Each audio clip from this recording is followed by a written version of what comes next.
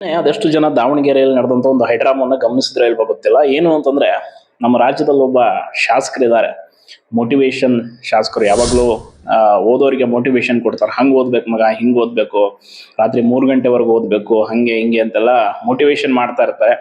ಯಾರು ಅಂತ ನಿಮ್ಗೆ ಗೊತ್ತು, ಪ್ರದೀಪ್ ಈಶ್ವರ್. ಸೊ ಪರಿಶ್ರಮ ನೀಟ್ ಅಕಾಡೆಮಿಯ ಸ್ಥಾಪಕರು ಅಂಡ್ ಶಾಸಕರು.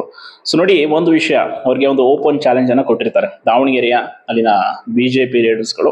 ಸೊ ನೀವು ದಾವಣಗೆರೆಗೆ ಬರಬೇಕು ಅಂತೇಳಿ, ಅದು ಇನ್ನೇ ಹೋಗಿ ಅಲ್ಲಿ ಹೋಗಿ ತಮ್ಮ ಪೌರುಷವನ್ನ ತೋರಿಸಿ ತೊಡೆ ತಟ್ಟಿ ಎಲ್ಲ ಮಾಡಿದ್ರು. ನೋಡಿ, ನಾವು ಒಂದು ವಿಷಯ ಕೇಳ್ಕೊಳ್ತೀವಿ, ಪ್ರದೀಪ್ ಈಶ್ವರ್ ಅವರಿಗೆ ನಿಜವಾಗ್ಲೂ ವಿದ್ಯಾರ್ಥಿಗಳ ಪರ ಕಾಳಜಿ ಇದ್ರೆ, ನಿಜವಾಗ್ಲೂ ಓದ್ತಾ ಇರುವಂತ ಆಸ್ಪಿರೆಂಟ್ಸ್ಗಳ ಕೂಗನ್ನ ಕೇಳಿಸ್ಕೊಂಡಿದ್ರೆ, ನಮ್ಮ ಒಂದು ಓಪನ್ ಚಾಲೆಂಜ್, ನೀವು ಇನ್ನು 2 ದಿನದಲ್ಲಿ ಸರ್ಕಾರದಿಂದ ನೋಟಿಫಿಕೇಶನ್ ಆಗೋ ರೀತಿ ಮಾಡಿ. ಯಾಕಂದ್ರೆ ನಿಮ್ಮ ಸುಳ್ಳು ಸರ್ಕಾರ ನಿಮ್ಮಂತೆಯೇ 30 ದಿನಗಳಲ್ಲಿ ನೇಮಕಾತಿ ಆದೇಶ ಹೊರಡಿಸ್ತೀವಿ ಅಂತೇಳಿ ಒಂದು ಪ್ರಕಟಣೆ ಹೊರಡಿಸಿದ್ರು. ಆದ್ರೆ ಆ ಪ್ರಕಟಣೆಗೆ ಈಗ 1 ತಿಂಗಳಾಯ್ತು ಆ ಸುಳ್ಳು ಭರವಸೆಗೆ ಕೊಟ್ಟು. ಸೊ ದಯವಿಟ್ಟು ನಿಮ್ಮ ಆತ್ಮೀಯರಾದಂಥ ಮುಖ್ಯಮಂತ್ರಿಗಳಿಗೆ, ನಿಮ್ಮ ಪ್ರತಿ ಬಾರಿ ಕೂಡ ಅವರನ್ನ ವೇದಿಕೆಗಳ ಮೇಲೆ ಹೊಗಳ್ತಾ ಇರ್ತೀರ. ಸೊ ಅದಕ್ಕೆ ಅವರಿಗೆ ತಿಳಿಸಿ, ಈ ರೀತಿ ನನಗೆ ಓಪನ್ ಚಾಲೆಂಜ್ ಕೊಟ್ಟಿದ್ದಾರೆ ರಾಜ್ಯದ ಎಲ್ಲ ಸ್ಪರ್ಧಾತ್ಮಕ ಪರೀಕ್ಷೆಯ ಉದ್ಯೋಗಾಕಾಂಕ್ಷಿಗಳ ಪರವಾಗಿ. ಸೊ ಅದಕ್ಕೆ 2 ದಿನದಲ್ಲಿ ಖಾಲಿ ಇರುವ ಹುದ್ದೆಗಳು, ಏನು 56,000 ಹುದ್ದೆಗಳನ್ನ ಭರ್ತಿ ಮಾಡ್ತೀವಿ ಅಂತ ಹೇಳಿದ್ರಲ್ಲ, ಸೊ ಅದಕ್ಕೆ ಚಾಲನೆ ಕೊಡಿ ಅಂತೇಳಿ ಅವರಿಗೆ ಹೇಳಿ. ಅವಾಗ ನಾವು ನೀವು ನಿಜವಾಗ್ಲೂ ನಿಮ್ಮ ತಾಕತ್ತನ್ನ, ನಿಮ್ಮ ಒಂದು ಏನಿದೆ ನಿನ್ನೆ ತೋರಿದ್ರಲ್ಲ ಆ ಪೌರುಷ, ಅದನ್ನ ಒಪ್ಕೊಳ್ತೀವಿ. ಯಾಕಂದ್ರೆ ರಾಜಕಾರಣದ ವಿಷಯದಲ್ಲಿ ನಿಮ್ಮ ಮನ್ಸಿಗೆ ಬಂದ ಹಂಗೆ ಮಾಡೋದಲ್ಲ. ನಿಜವಾಗ್ಲೂ ನೀವು ರಾಜ್ಯದ ಯುವ ಜನತೆಯ ಪರ ಕಾಳಜಿಯನ್ನು ಇಟ್ಕೊಂಡಿದ್ರೆ ಈ ನಮ್ಮ ಚಾಲೆಂಜ್ ಅನ್ನು ಸ್ವೀಕರಿಸಿ. ಅಂಡ್ ಪ್ರತಿ ಬಾರಿ ಹಂಗೆ ಓದ್ಬೇಕು ಮಗ, ಹಿಂಗೆ ಓದ್ಬೇಕು ಮಗ ಅಂತ ಹೇಳೋದಲ್ಲ. ಓದೋದಕ್ಕೆ ಎಲ್ಲರೂ ರೆಡಿ ಇದ್ದಾರೆ, ಎಕ್ಸಾಮ್ ಬರೆಯೋದಕ್ಕೂ ರೆಡಿ ಇದ್ದಾರೆ, ನೋಟಿಫಿಕೇಶನ್ ಅನ್ನ ಮಾಡೋದಕ್ಕೆ ನಿಮ್ಮ ಸರ್ಕಾರ ರೆಡಿ ಇದೆಯಾ ಅನ್ನೋದನ್ನ ನಮ್ಮ CM ಸಿದ್ದರಾಮಯ್ಯನವರ ಬಳಿ ಕೇಳಿ. ನೋಡಿ, ಬರೀ ಢೋಂಗಿತನವನ್ನ ರಾಜಕೀಯದಲ್ಲಿ ಪ್ರದರ್ಶಿಸಿ ಮಾತಿಗೆ ಮೋಟಿವೇಶನ್ಗಳನ್ನ ಕೊಟ್ಕೊಂಡು ಓಡಾಡೋದಲ್ಲ.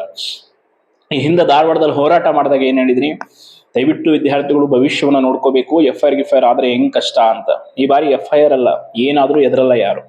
ಸರ್ಕಾರ ಕೊಟ್ಟಂತ ಸುಳ್ಳು ಭರವಸೆಗೆ 1 ತಿಂಗಳು ಆಗೋಗಿದೆ, ಇನ್ನು ಯಾರು ಎದುರೋ ಮಾತೇ ಇಲ್ಲ. ಮುಂದಾಗುವ ಅಹಿತಕರ ಘಟನೆಗಳಿಗೆ ಸರ್ಕಾರವೇ ಹೊಣೆ ಆಗ್ಬೇಕಾಗತ್ತೆ. ಅಂಡ್ ಅದನ್ನ ಇನ್ಕ್ಲೂಡಿಂಗ್ ನಿಮ್ಮಂತ ನಾಯಕರು ಅಂತ ಹೇಳ್ಕೊಳಕ್ಕೆ ನಮ್ಗೆ ನಾಚಿಕೆ ಆಗುತ್ತೆ. ಅಷ್ಟು ವರ್ಸ್ಟ್ ಸಿಸ್ಟಮ್ ಅನ್ನ ಕ್ರಿಯೇಟ್ ಮಾಡಿದ್ರೆ, ಒಂದು IPL ಟಿಕೆಟ್ಗೋಸ್ಕರ ಅಲ್ಲಿ ಮಾತಾಡ್ಬಿಟ್ಟು ಹೋಗಿ ನೆಕ್ಸ್ಟ್ ಡೇನೆ ಅದನ್ನ ಜಾರಿ ಮಾಡಿಸ್ಕೊಳ್ತೀರಾ. ಇಲ್ಲಿಗೆ ಬರೋಬ್ಬರಿ 1 ವರ್ಷದಿಂದ ಸತತವಾಗಿ ಹೋರಾಟಗಳು ನಡೀತಾ ಇದೆ. ಆ ಹೋರಾಟಕ್ಕೆ ಕಿಂಚಿತ್ತೂ ಬೆಲೆ ಕೊಡ್ತಾ ಇಲ್ಲ ಅಂತಂದ್ರೆ, ನಿಮ್ಮಂತ ಯುವ ನಾಯಕರು ಅನ್ಸ್ಕೊಳ್ಳುವಂಥವ್ರು ಯಾಕೆ ರಾಜಕೀಯದಲ್ಲಿ ಇರ್ಬೇಕು ಹೇಳಿ? ರಾಜೀನಾಮೆ ಕೊಟ್ಟು ಬಂದ್ಬಿಡಿ. ಹೇಳ್ಕೊಳಕ್ ಮಾತ್ರ ನಾವು ಯುವ ಜನತೆಯನ್ನು ಪ್ರತಿನಿಧಿಸ್ತೀವಿ. ಯುವಕರು ರಾಜಕೀಯಕ್ಕೆ ಬರ್ಬೇಕು. ಯಾರ ಮನೆ ಯುವಕರು ಬರ್ಬೇಕು? ನಿಮ್ಮ ಮನೆ ಯುವಕರೇ ಬರ್ಬೇಕಷ್ಟೇ.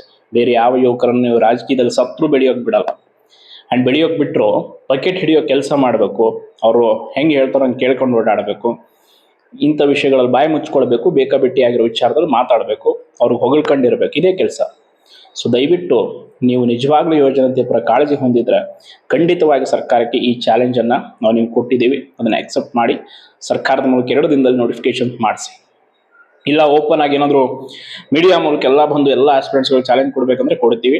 ಅಕ್ಸೆಪ್ಟ್ ಮಾಡಿಬಿಟ್ಟು ಸರ್ಕಾರದಿಂದ ನೋಟಿಫಿಕೇಶನ್ಸ್ ಮಾಡಿಸಿ. ಪ್ರದೀಪ್ ಈಶ್ವರ್ ಅವರ ಅಭಿಮಾನಿಗಳ ಬಳಗ, ಅವರ ಟೆಲಿಗ್ರಾಮ್ ಗ್ರೂಪ್ಗಳು, ವಾಟ್ಸಪ್ ಗ್ರೂಪ್ಗೂ ಕೂಡ ಈ ವಿಡಿಯೋವನ್ನು ಶೇರ್ ಮಾಡ್ತೀವಿ.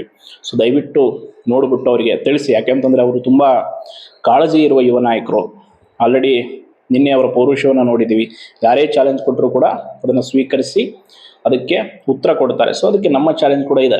ಸರ್ಕಾರ ಕೊಟ್ಟಿರೋ ಸುಳ್ಳು ಭರವಸೆ, ಹುಸಿ ಭರವಸೆಯನ್ನ ಕೊಟ್ಟಿರುವ ನಿಮ್ಮ CMಗೆ ತಿಳಿಸಿ ಹೇಳಿ, ಈ ರೀತಿ ನಮಗೆ ನೇಮಕಾತಿ ಆಗ್ಬೇಕಿದೆ ಮಾಡಿ ಅಂತ. ಎಷ್ಟು ದಿನ ಕಾಯ್ಬೇಕು ಹೇಳಿ? ಒಂದು ಹೋರಾಟದ ಬಗ್ಗೆ ಆದ್ರೂ ಇವತ್ತಿನವರೆಗೂ ಪಾಸಿಟಿವ್ ಆಗಿ ಮಾತಾಡಿದ್ದೀರಾ?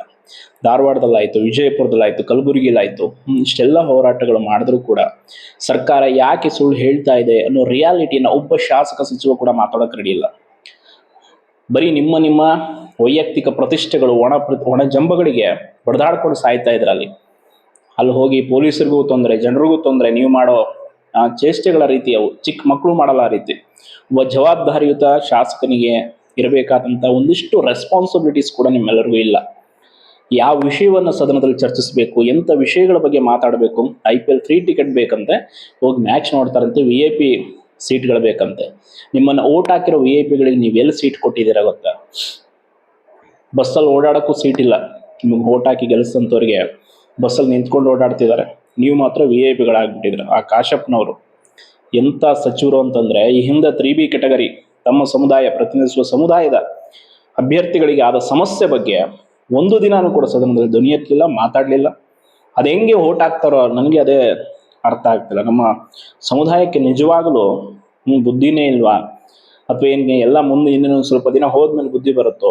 ಇಂಥವ್ರಿಗೆಲ್ಲ ಓಟ್ ಹಾಕಿ ಗೆಲ್ಲಿಸಿ ಅವ್ರನ್ನೆಲ್ಲ ಆ ಸ್ಥಾನದಲ್ಲಿ ಕೂರಿಸಿ ಅವ್ರು ಮಾತಾಡೋ ಮಾತುಗಳು ಕೇಳಿಬಿಟ್ರೆ, ಈ ಹಿಂದೆ ಅವರ ಇತಿಹಾಸಗಳನ್ನು ತೆಗೆದುಕೊಂಡ್ರೆ ಎಂಥ ವಿಚಿತ್ರವಾಗಿ ಆಡ್ತಾರೆ ಅವರೆಲ್ಲ. ಪೊಲೀಸ್ ಇಲಾಖೆ ಕೊಡೋ ಮರ್ಯಾದೆ ಏನು?